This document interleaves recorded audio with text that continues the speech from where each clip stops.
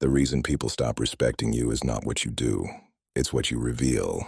Most men believe that openness builds trust, that sharing everything makes you relatable, that vulnerability is always strength. But the Stoics understood something that took most men a lifetime to learn.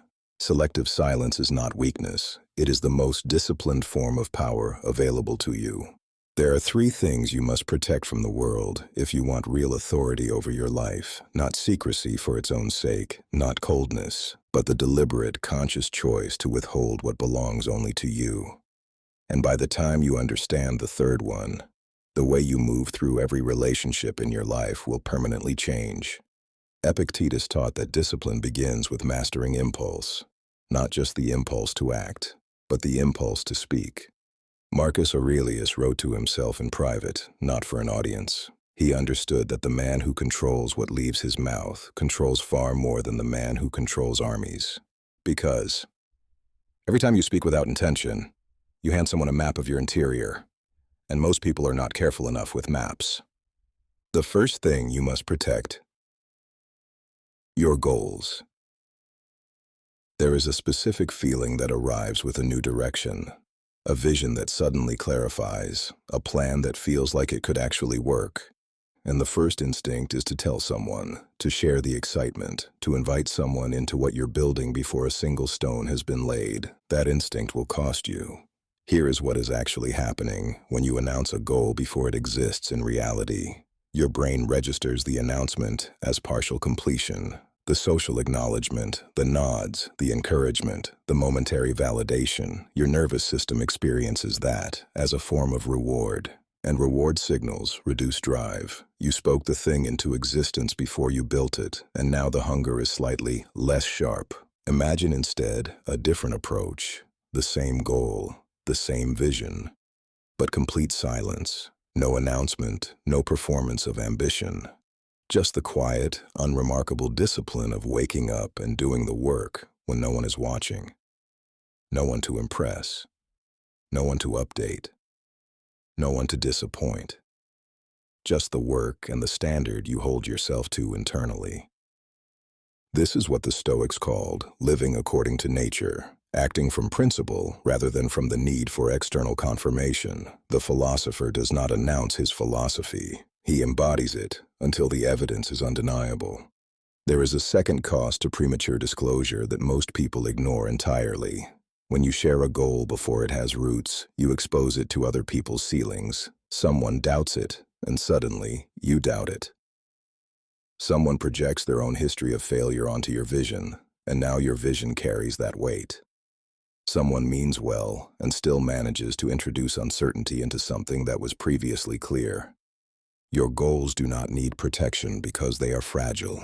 They need protection because the early stages of anything real are fragile. A flame in its first moments cannot withstand a strong wind. That does not mean it won't become a forge fire.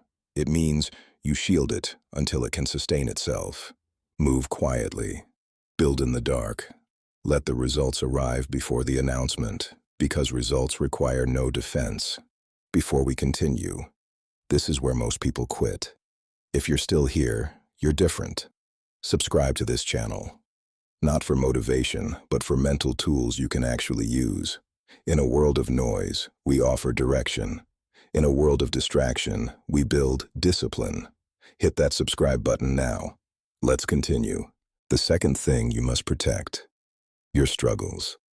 Every man experiences difficulty, periods of doubt, stretches of fear, moments where the gap between who you are and who you intend to become feels unbridgeable. That is not weakness.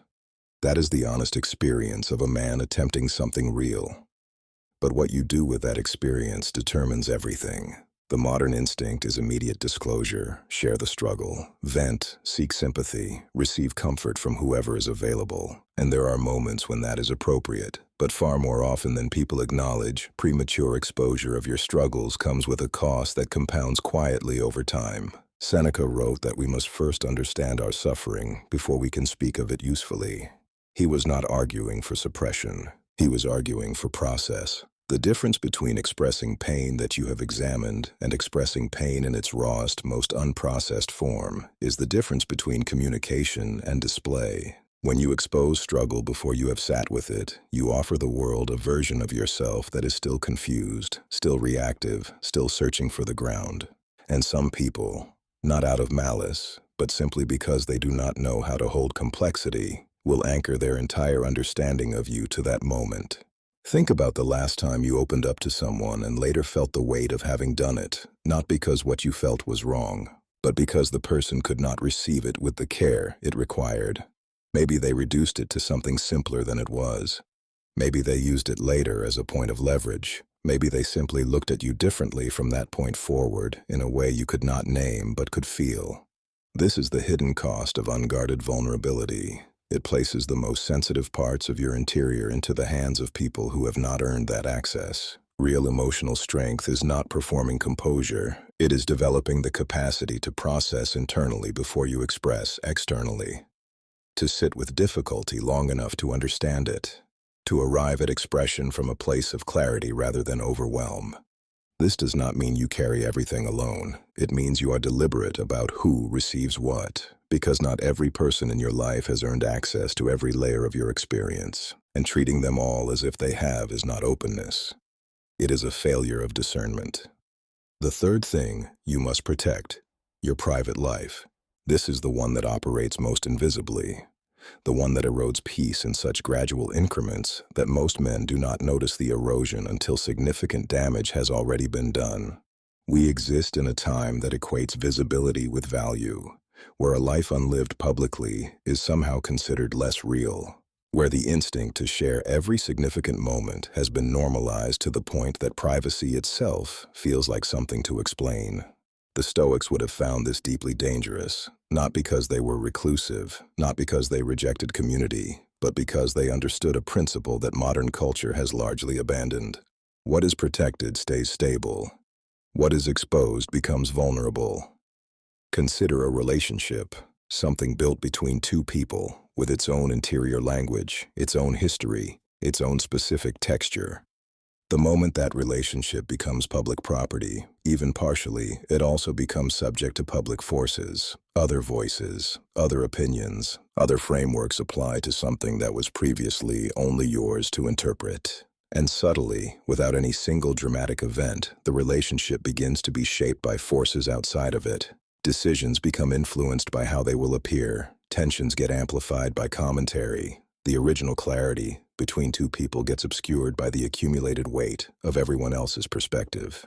The same principle applies to your habits, your inner development, your private disciplines. When your rituals become performances, they change in character. You stop doing them because they serve you and start doing them because they represent you. And that shift, from internal function to external display, is the moment you lose the actual benefit of the practice. There is a specific quality to a life that is genuinely private, a groundedness that comes not from isolation, but from the experience of owning your own existence, of knowing that what is most real about you is not available for commentary, of building something that belongs entirely to you before it belongs to anyone else. The Stoics did not seek invisibility, they sought sovereignty. The authority over their own interior that comes from refusing to surrender it to the approval or judgment of others, not because the world was hostile, but because even a benevolent audience changes the performance. Some things are not made stronger by being witnessed. Some things only reach their full depth in silence.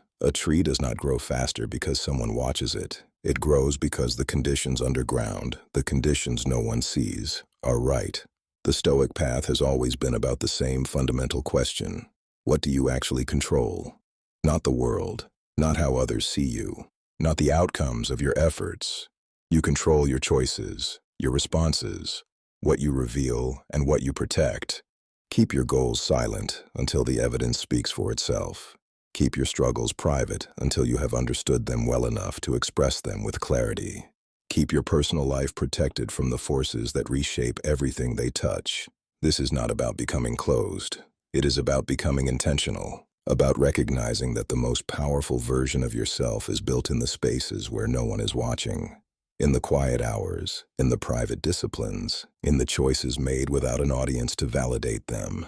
The forge does not require witnesses, it requires heat and time. And the man who understands that never wastes either one on performance. Tell me in the comments, which of these three is the hardest for you to protect? And be honest, because the answer reveals exactly where your next level of discipline is waiting.